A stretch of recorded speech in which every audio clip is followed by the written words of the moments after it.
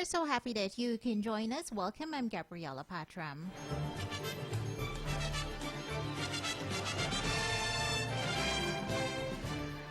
Locally, with $1 billion already expended on the Sheriff Mandela Road expansion project, its completion is again delayed, this time indefinitely, the Minister of Public Works, Juan Edgell, revealed today. Edgell said that the worldwide shipping delays are what will push the project past the October 31st, 2021 deadline.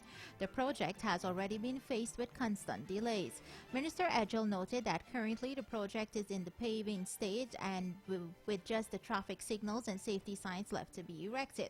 Works on the Sheriff Street Mandela Avenue project commenced in August 2018, with the contract for the project being awarded to Sind Hydro Corporation Limited in November 2017. The ongoing project is presently being funded by the Inter-American Development Bank, IDB, to the tune of US $31 million. The project was halted when the previous coalition government threatened to rescind the contract from the Chinese contractor, but it was later restarted when the government changed in August 2020.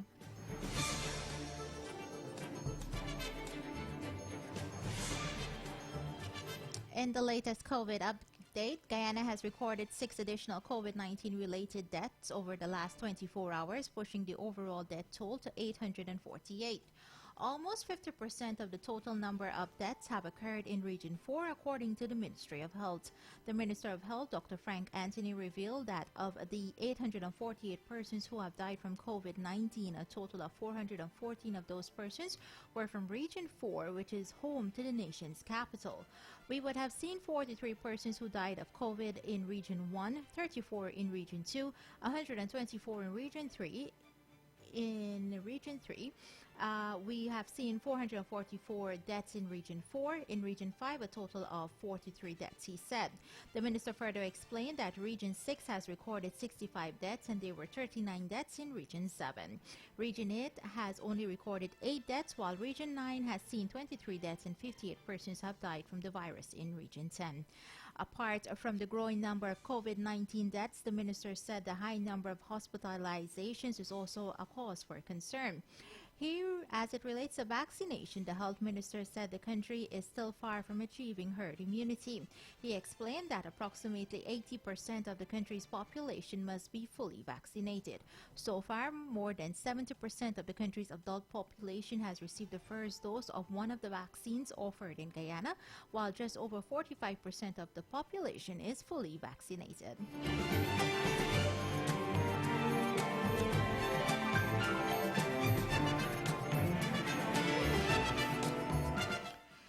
On the international scene, two of Asia's largest economies are racing to contain a worsening energy crunch.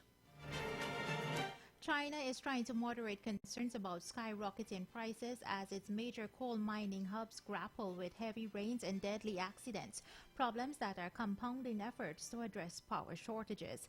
Some leaders in India, meanwhile, are warning that key regions, including the capital New Delhi, could face a power crisis as the cost of electricity rises, even as the central government says the country has enough coal supplies to meet demand.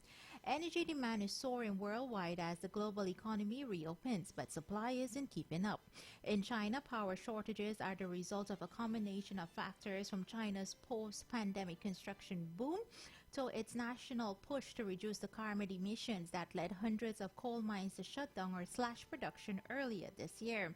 In India, meanwhile, state leaders are warning the central government about the risk of a coal shortage. Over the weekend, Delhi's chief minister tweeted that the capital could face a power crisis, adding that he recently wrote to Prime Minister to warn him of energy shortages.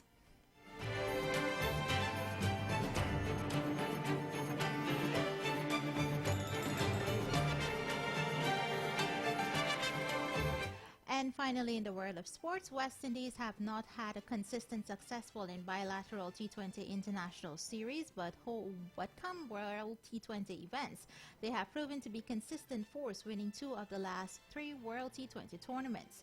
Head coach Phil Simmons, speaking at a virtual press conference on Monday, said he's banking on the rich history they have. Let me go that again. Head coach Phil Simmons, speaking at a virtual press conference on Monday, said he is banking on the rich history they have in tournaments to help them over the line.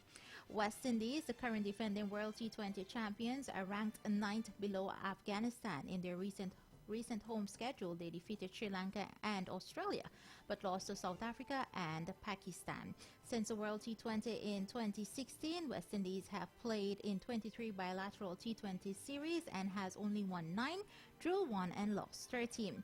The majority of the West Indies players have spent the last 6 days in room quarantine as per requirement for the World T20s, and Simmons indicated that on Tuesday they would commence training. West Indies have been grouped into Group 1 and will play 5 group games against England, South Africa and Australia, along with the winner of Round 1 Group A, Sri Lanka, Ireland and the Netherlands and Namibia, and the runner-up from Round 1 Group B, Bangladesh, Scotland, Papua New Guinea and Oman. West Indies' first group game will be against England in Dubai on October 23rd.